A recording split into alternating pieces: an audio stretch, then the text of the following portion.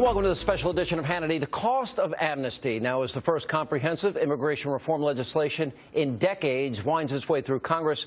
Are you really getting the full picture? For the next hour, we're going to be taking a look at a documentary film called They Come to America 2, The Cost of Amnesty. And I'm joined by the filmmaker, MIchael Lynch. But before we get into the details, let's take a look at one clip. Americans feel as if we're taking care of non-U.S. citizens before we're taking care of our own. Why is that? Part of it is, it's an impression that the government gives. They go out of their way to try to show how compassionate they are, to show how we are concerned about people all over the world, how we are not going to turn our backs on people who have come across the border. And the person who's most often forgotten is the average man, the average woman trying to live in a safe neighborhood, in a decent house, and get their kids through school. They're the people with no lobbyists in Washington. They're just basically on their own. They feel that way, and justifiably so. That is unacceptable. Do you know how many illegal aliens that we have in this state of Maryland alone? No. 295,000. Listen, you got to times that number by 2 to 5. The thing there is going on with these illegals is that they show up at their rallies. They've got hundreds and hundreds and thousands of people. Congress works on numbers. If I don't see hundreds of people at this thing tonight, I can only feel so bad. We can only feel so bad. Come back and give us the results. Well, that's if I don't get shot. Oh, man. All right. America is a nation of laws. It is our rule of law which really separates us from the rest of the world. It provides an infrastructure that gives people the opportunity to realize what they call the American dream. There was a time during the history of our country when American blacks who looked like me, while they had it right in the Constitution that all men are created equal in the sight of God, many of our founders did not live it out in principle, slavery.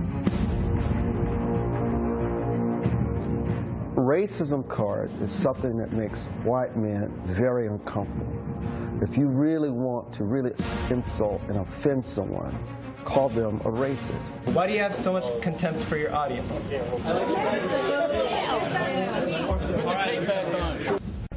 They cannot use the card of racism because they're not being discriminated. They're being criticized because what they do is obfuscate the law. If you don't want to be called racist, you need to stop denying that you're racist. Not Okay. Okay. Now, wait. Whoa. These illegals have no idea what racism is. Racism is being told, I can rape your mother and your daughter, and there's nothing you can say about it. I was born in Guatemala. Yes. Your statement offend me because I am not.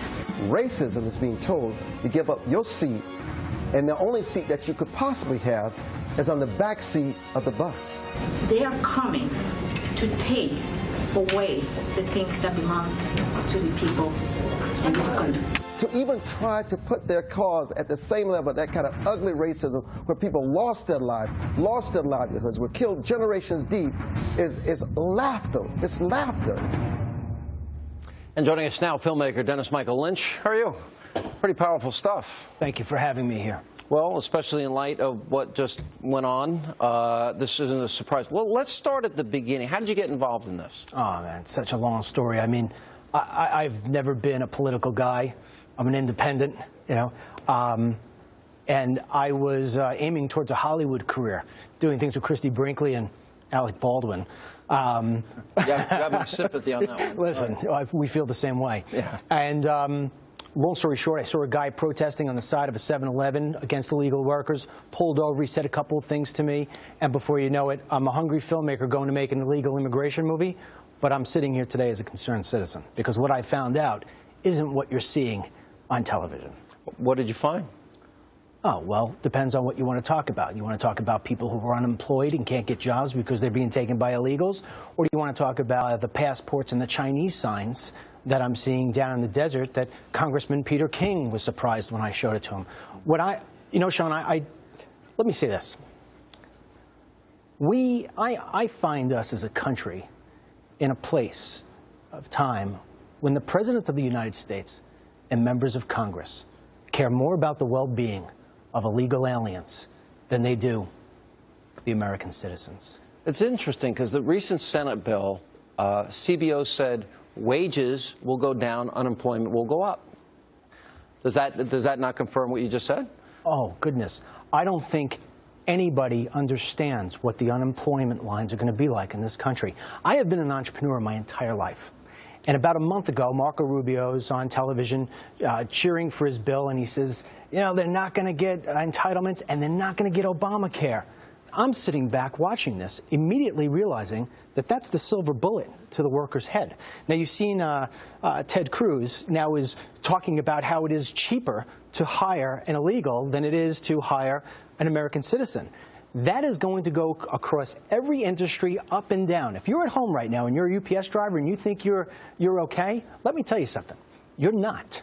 What about the weapon that Armstrong was talking about and you were discussing, and that is that if you are against a path to citizenship or legalization of those that didn't respect our laws and sovereignty, you are a racist. You know, it's effective.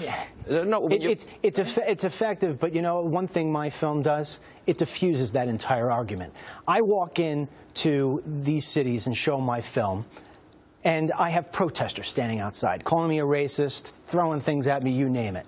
I say to them, come inside, watch the film, talk to the people that are inside.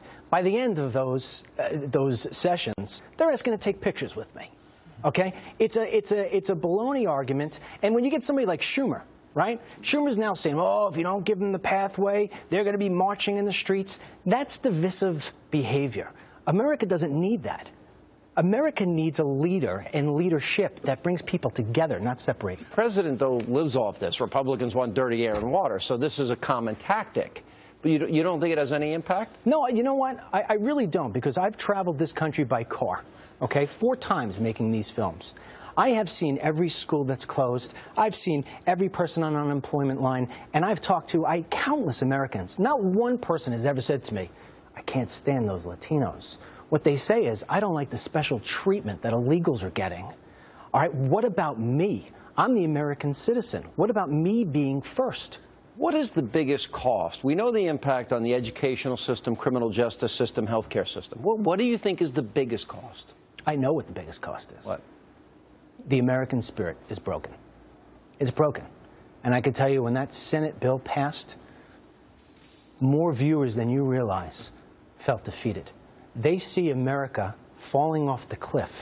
And if this bill, as it's written, passes the House, forget it. You're going to see this country go into a place that you and I cannot even begin to fathom. First of all, we're going to only have a one-party system. Second of all, as we already talked about, the unemployment lines. But third of all, from what I see going on in that border, and my film catches it like no other film, we will have September 11s, like you just saw in Boston. Let me tell you something. They just shut down that whole city. Every terrorist in this country and waiting to get into this country saw how effective that 2 pressure cookers can shut down an entire city. There's no more need for airplanes. We'll pick it up right there when we come back up next. It's what makes border security important to you, and I'm not talking about immigration or jobs or drug smuggling or the economy. It is that threat we were just discussing of terrorism and what could happen if a terrorist was able to sneak across the Mexican border. We'll have that and more as this special edition of Hannity continues. We're taking a look at filmmaker MIchael Lynch's documentary called They Come to America 2, The Cost of Amnesty. Of course, one major theme in the film is the threat that keeps every law enforcement officer involved with our policing of our border awake at night. It's called terrorism. Let's take a look. It took 19 people to execute 9/11. Right. Nowadays, don't you think it could just maybe take 1 or 2 to create terror across a country on one day? Sure. Here's what hasn't happened. There's something about September 11th that helped us in terms of it's not being repeated. And that is, I believe that they want to do an incident that is as big or bigger than that. They want to go one step further. That's hard. I'll push back on you for the second time. I don't think. I think those people are the sickest bastards in the world that are willing to wait and wait and wait and wait. I think it's either going to be on the trains because they're wide open, or it's going to be a series of these people who are all across the country right now, and they're going to pull out little tiny attacks that get us in the heart. 4 أرطال من الأنثراكس 4 أرطال، جنطة هالكبرة، يشيلها واحد فدائي ويدخلها من أنفاق مكسيكو إلى الولايات المتحدة، كفيلة بقتل 330 ألف أمريكي في ساعة واحدة. يعني 11 سبتمبر تطلع زلاطة عند الموضوع هذا. ما في داعي طيارات وشكبانات ومواعيد وقصة من المؤامرات والتوقيتات. واحد عنده من البسالة اللي يدخل مع 4 أرطال من الأنثراكس ويكت عليهم النون هذا، صح ولا لا؟ تصير المسألة طماشة هناك. We'll continue with filmmaker Dennis Michael Lynch. So let me see if I have this straight. So our government is going to get all of our phone records. They're going to have data mining of Google, Yahoo, Microsoft, Facebook, but they're not going to secure the border, and you have a guy like that making a threat like that? You see in the film, Sean, how I demonstrate that you can pull anthrax into the state of Arizona like that. You saw how it is that you could bomb a Amtrak train in my film. I worked alongside the Border Patrol agents. They are so frustrated. You've got the busiest sector in Arizona, as I show you in the film, with one guy standing alone in the dark. Meanwhile, drug lords and all their packages of marijuana are coming over with machine guns. What are we doing here? It makes absolutely no sense. I told you this privately. I've been down to the border. I've covered it from the Rio Grande through San Diego. I saw one of the tunnels from Mexico. I've been to the drug warehouses, massive confiscations. I've been out on horseback. I've been out on all-terrain vehicles, helicopter boats. Same story I get with these guys. Isn't the #1 risk here what that terrorist is saying? That's why we should secure the border more than any other reason. Sean, if I were the President of the United States, based on what I've experienced in making this film and what people will see, I would walk off this set right now because I'd have to go call the National Guard and tell them to get down there. The fact that there was a bill that was just approved that says 10 years from now we'll have a secure border is absolutely irresponsible. Anybody who says yes to this bill is one of 3 things: incapable of reading a bill, #2, incapable of watching a movie, mine, or 3, incapable of realizing what it's going to do to America. I watched 9/11 like this. I didn't see Democrats and Republicans fall out of that building. I watched American citizens fall out of that building. And you know what? There's a boy in Boston who should be playing baseball this weekend instead of being visited by his father in a graveyard. Why aren't we taking this seriously? Look, I have always said, and I'm glad your film goes into great detail about this, that is our #1 threat. Why don't these Washington politicians care? Because if they cared, they'd fix it. I'll tell you why they don't care. Because it doesn't happen to them. It hasn't happened to them. They think they're, impervious to everything. The Pentagon's not close enough to them? Yeah, Sean, look, in 2012, there was a congressional report that said Hezbollah is working with the drug cartels. You see it in my film. I'm catching militia hats with Arabic tags. I'm catching Arabic people mixed in with the Mexican people coming over. The other than Mexicans that are coming over the border, the numbers are crazy. And yet Obama and the Gang of 8 and everybody is just going to sit there and pretend like it's not happening. Yeah. And by the way, we're a country that send men to the moon and back. We couldn't build a fence, secure it completely in 12 months? Sean, I believe we could. Securing the border takes one thing: will. There's no will to do it.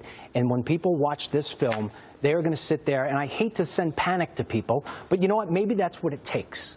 Maybe it takes a little bit of panic. I think you're telling the truth. I think this is not a matter of if it's going to happen, it's a matter of when. It is a matter of when. And you know what? There are a lot of people today who are depressed about what happened yesterday with that bill. And let me tell you something. This is halftime. This is halftime. We got another half. And I can tell you personally, I'm going to work harder tomorrow than I did yesterday. All right, we're going to come back. We'll take a break. And coming up next, a first-hand look at the Rio Grande and just how secure the border really is, if at all.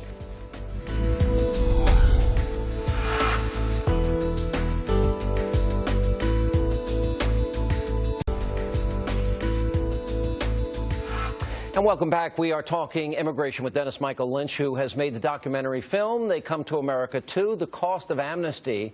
Now, just as we have done in the past when covering this story, Dennis traveled to one of the most difficult parts of the border, and that one is the Rio Grande River in Texas.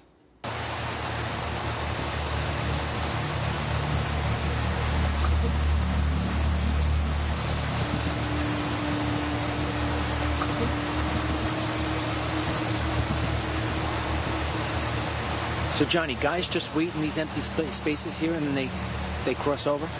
Slightly, yes. You want to get across the river into the U.S., I mean, you got a 99% chance of getting across the river and making it. It bothers me, the lack of enforcement, but, you know, you want to get elected, you leave it alone. You don't want to get elected, you address it. Are we being watched right now by pretty dangerous people? Yes, we are. Janet Napolitano is in charge of determining whether the borders are safe or not. So the president has basically said, hey, listen, I'm going to let Janet determine whether or not the borders are secure. That's how we're going to know. Janet Napolitano just said the other day, the border is a safe border, the border is secure. 10 being safe, 1 being open. How would you rate the border right now as of 2013? 5 or 6.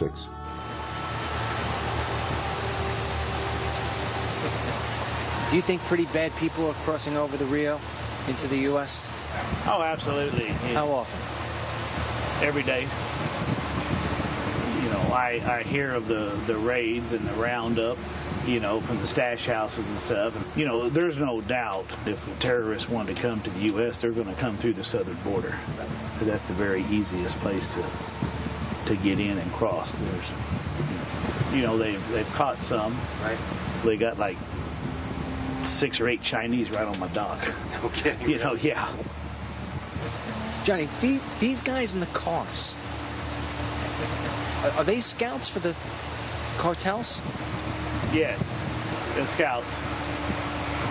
There's one after the next. It doesn't stop. Well, they're out here almost 24/7. This section right here is probably about a 40-mile stretch of river.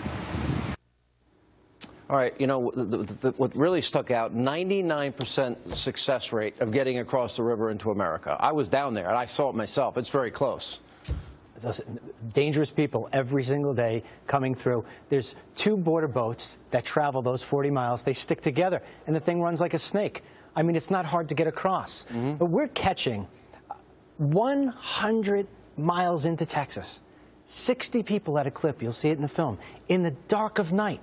And, you know, you don't see this on television, Sean. Yeah, I've been out with these guys. I've seen it up close. It's frightening when you see how easy it is and how rampant it is. And here's the deal. This is a different sort of policing. I mean, in New York, we got 2 cops in a car. You got 1 bad guy.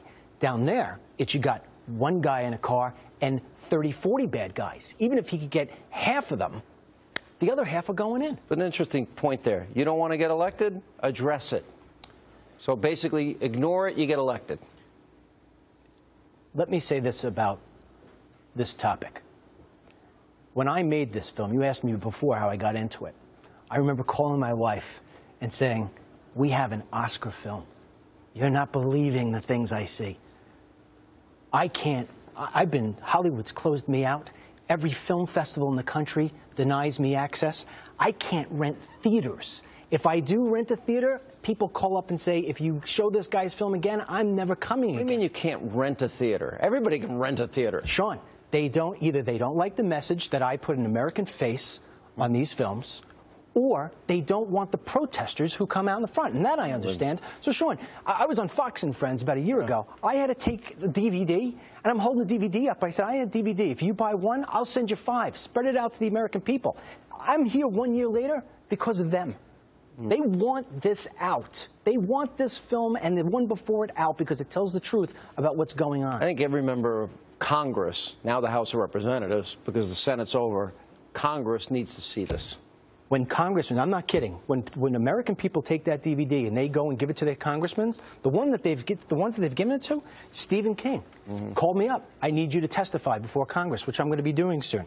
Another guy, from a representative from Ohio, has me go and testify on why it's bad to give illegal immigrants licenses. When they see this, remember, the congressmen don't get to go down to the border. You know what I mean? So they see this. They're seeing the real thing. Everything that I see in this movie, I saw up close myself, having been down there 6-8 times.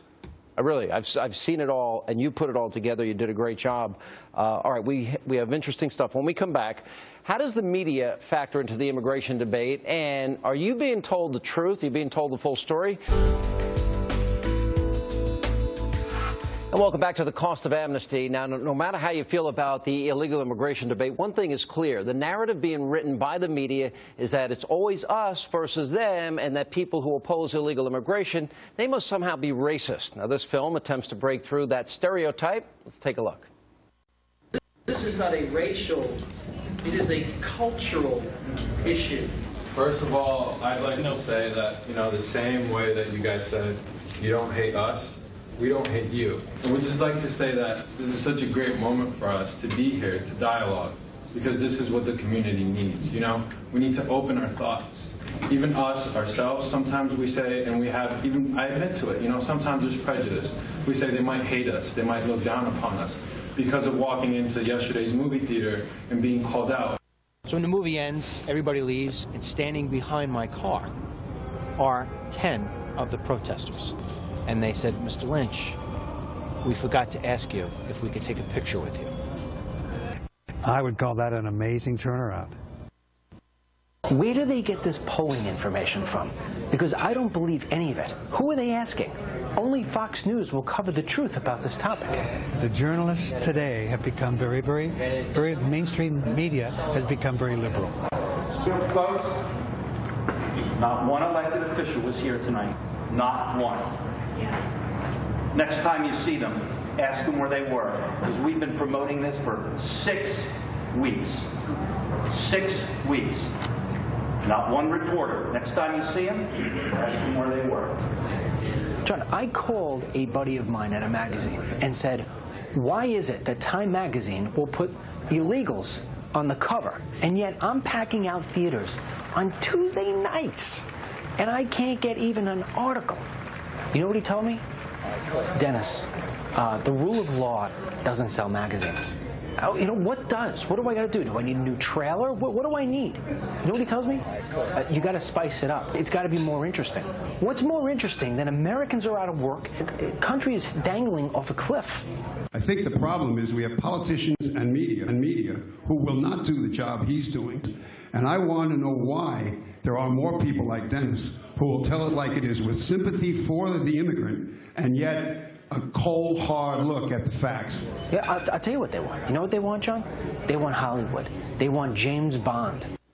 And those of you from the New York region may have recognized the men that you saw in that clip. Legendary New York broadcaster John Rowland, and he appears throughout the film, and he joins us now with Dennis. It's an honor to meet you. It really is. Thanks, John. You've been an institution in New York, for 35 years? I've been in the news business for 40 years. Yeah. And I'm going to tell you something. I've seen a lot of documentaries. I've made a lot of documentaries. This documentary, if the senators who passed that bill today had watched Dennis's film, they would have voted against that bill. They have a chance, though, when it comes out of conference. If they watch that, if the American people watch this movie, they will tell their congressmen, go back to the drawing board. You said in that clip we showed, the journalism today has become very mainstream, media has become very liberal. Very liberal. And you said only Fox News would even cover the story. This is a great documentary. This is a shocking film. Else to talk about it. When I got into the business, I was given my press pass and a big bright light. And we were told to shine that light and look for the truth. Those lights are being dimmed. People aren't shining the light anymore. There's one guy out in the desert saying, wait a second, this fence isn't keeping people out. There are terrorists coming across. There are drug dealers coming across. It's over here. Look over here. It's this guy, Dennis Lynch, telling the American people, and thank God for the American people, because they're keeping this film alive. Well, we can't get it shown. When they said to you, you just need to spice it up, does that mean Honey Boo Boo, the Kardashians, maybe you need swimsuit models? What does that mean? Well, as you see in the film, what it meant was putting my life at risk.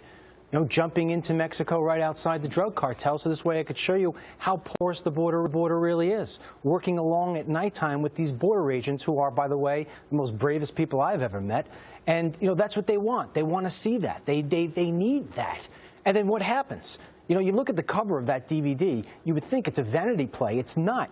That was the only way I can get myself an article written, was by throwing myself in the ocean. And, you know, also, Sean, the politicians say, this is what the American people want. They're not talking to the American people. They're not talking to them. They're not listening to them. This documentary listens to the American people. Everything that you show in this film, and this is something we've spent a lot of time investigating on this program. I've been down there, I think, about 7 times. I've been all the way from San Diego, all the way to the Rio Grande, everywhere in between. I've been there when gang members are arrested, when drugs are being brought across. I've seen the risks that these agents take. I don't know. If it's not in your backyard, what, people don't care? But you left one thing out. Yeah. The terrorists, the Chinese that are coming over, the things I found in the desert, the Chinese signs. Yeah. You know, what that said, you know, press the button here, Border Patrol will come get you. I mean, Obama's saying that the biggest problem we have facing us is a cyber 9/11. You even walk across the border. I did the same thing, and there was a local Arizona politician that wanted to say I was entering the country illegally. That's how political it's become. Yeah. You know, crazy. How many of our senators do you think have been down at the border? How many of them know what the hell's going on down there? None of them. None of them. No. Hey, listen, Charles Schumer has been around for a while. Has he ever been there? He just went for the first time. Yeah. And he does, you know, the whole little pony show with the photo op. Go down, you see it in the film. You go down 1 mile, it's a completely different border, but you don't see that on TV. Listen, one thing, and I know John has to run here, but one thing it was San Diego, and here's nothing but what we would describe as a dump, poverty. Kids playing in that dump. On the other side, $500,000 houses and a beautiful community. I don't blame people living in poverty for wanting to be here. That's not the biggest risk. Your film points that out. The biggest risk is terrorism. Absolutely. And the drug cartels. And they own the border, the drug cartels. All your years when you've been reporting in the news in New York, do you ever think you'd have to report 9/11 and that we would still be this vulnerable after? I'm telling my old friends, Mike Wallace, Walter Cronkite, they're spinning in their grave. Journalism is dead. Like those two guys, is dead. Wow. Good old-fashioned investigative journalism, dead. Sad. That's sad. All right. Really nice to meet you. Thank you. It's an honor for me. Thank you so much for being here. And coming up, why Dennis carries around a picture of this firefighter who was killed on 9/11 and why the hero's mother feels so strongly about immigration. She'll join us coming up next here on the special edition of Hannity. And welcome back to the Cost of Amnesty. Now, earlier we talked about the threat of terrorists potentially infiltrating the country across our porous borders. Now, sadly, that's not the only way they could enter the U.S. to harm Americans, and nobody knows that more than Rosemary Kane, whose son George was a New York City firefighter. He was killed on September the 11th. Let's take a look. And he was leaving to go back to the city. He had to go to work. He had a blue truck, a pickup truck, and I can still see the truck going down the road. And that was the last time I saw him. They knew what they were getting into that morning. And when they were in the Marriott Hotel, they were evacuating some of the guests. Unfortunately, when the North Tower came down, it took out one part of it, and when the South Tower came down, it took out the other part of it. So the building was totally obliterated. And any time that I was there and I'd see a remains, I would just, oh, please, God, let it be George. Please, God, let it be George. But that, to me, is my miracle. I thank God every day that we had recovery, and we were able to lay him to rest. When I came in here, the first thing you asked me was, what made you call me? Yeah. I often speak about how I feel that members of the military, people like your son, police officers, Border Patrol agents, those people who are sacrificing their lives in one way or another, through death or not, my father being one of them, he's a Marine, that every time that we let another person just skate on through the border and God knows where they're going, that we're disrespecting those people in a way that people don't really comprehend. If you go past any national cemetery, but you just see the rows and the rows and the rows, and the price that has been paid, the sacrifices and the blood that has been spilled to make this country great, and now it's being chipped away. Our economy is being chipped away, our safety, our security. Kids can't even go out and play in the streets anymore. And I see on the television, and they're taking videos of all these people sneaking across the borders. And I say to myself, why? What's wrong with us? Did they all die in vain? Oh, I'm his mother. I don't want him to be forgotten.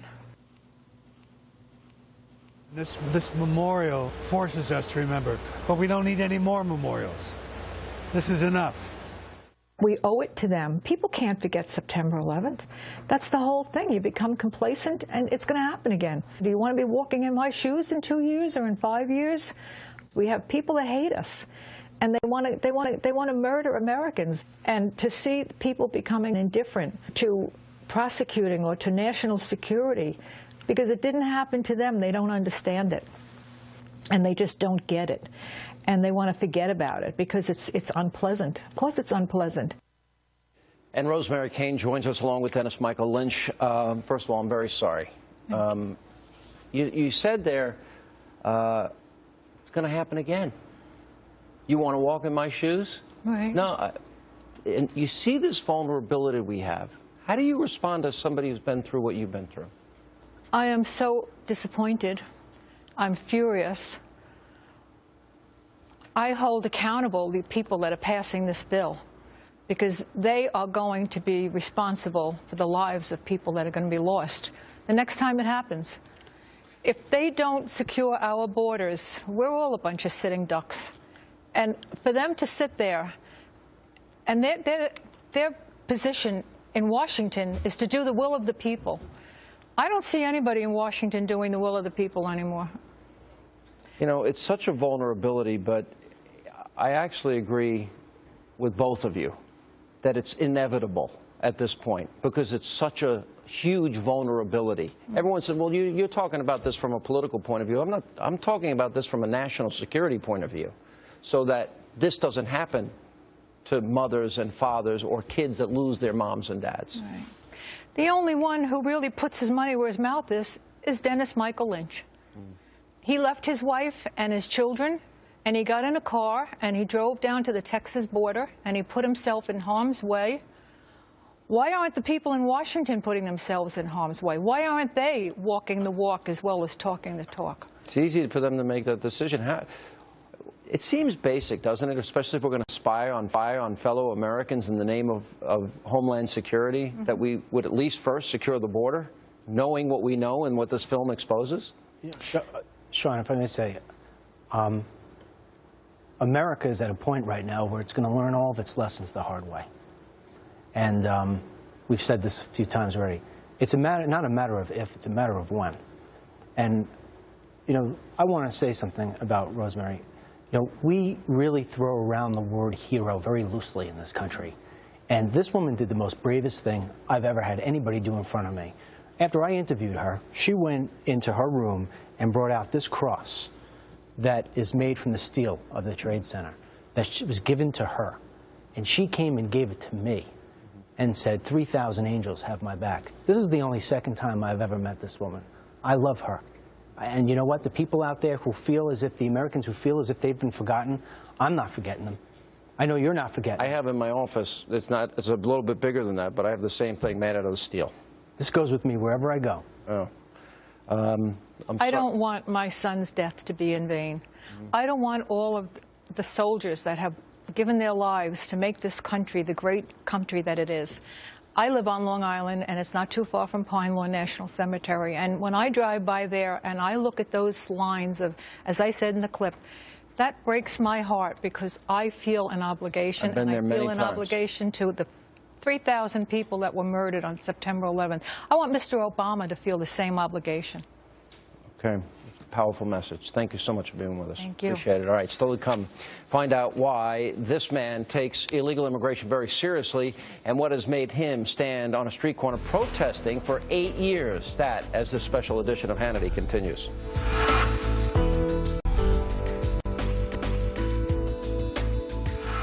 Welcome back to the Cost of Amnesty. Now, many people on both sides of the debate are passionate about the issue of illegal immigration, but one man seems more upset than most. Tom Wendell says that he is an unemployed construction worker, does not like that illegal immigrants and day laborers are taking work from Americans. So for the last 8 years, he has protested on a street corner outside of a 7-Eleven in Long Island, right in front of the day laborers who gathered there looking for work. He caught the attention of Dennis and, well, he found his way into the film. Earlier in the day, instead of driving past that guy like I had a million times before, I decided to stop. Because it is just a bunch of greedy son-of-a-guns trying to make out for themselves, try to do better for themselves. They're not looking out for this country, and that's wrong. It's country first, and everybody else's wallet second, you know? We got guys dying for us right now in Iraq and Afghanistan. How dare we just let these guys take our citizenship as if they got it out of a Cracker Jacks box.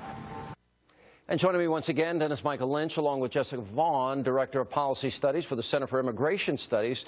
Politicians tell us the truth about immigration?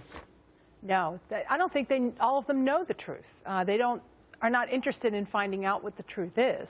That's why Dennis's film is so important. All right, what's that? That's whatever. This is the Gang of 8 bill. Oh, okay. How many pounds?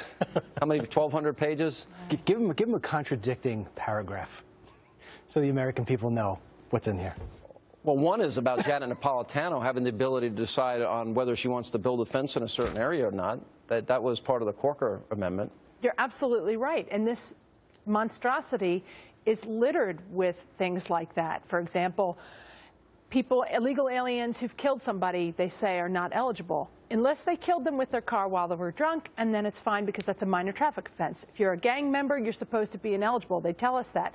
Unless you promise that you're not in the gang anymore. Only Washington can screw something up this bad, right? Absolutely. And, you know, they're really, I mean, we should worry when Congress takes up legislation that looks like this. None of them read it either. You read it. I've read it. They don't read it. This is a joke. And what we have to worry about is that they try to repeat it again in the House. And if I could say something, Sean, two things, actually. I want to say to the American people, if you go to theycometoamerica.com and you get that DVD, I send you the 5. You send them out to the congressmen, you send them out to your neighbors who don't watch Fox, and they'll be on the phone tomorrow. And tell them the website. Theycometoamerica.com. And Sean, when I was traveling in Texas by myself on a long road, this was a year ago, I said, you know what, maybe one day Hannity will give me an hour special. I have to tell you, this was an honor for me, and you're a true patriot. I appreciate it. It's because it's a great film, great work. They buy one, they get 5, and they get give 5, it to they send them out. And I will not quit on these people. I will not quit. Well, our national sovereignty is at stake, so thank you for what you did. Great job. Thank you, Sean. All right, that is all the time we have left this evening. As always, thank you for being with us, and we'll see you back here soon on Hannity.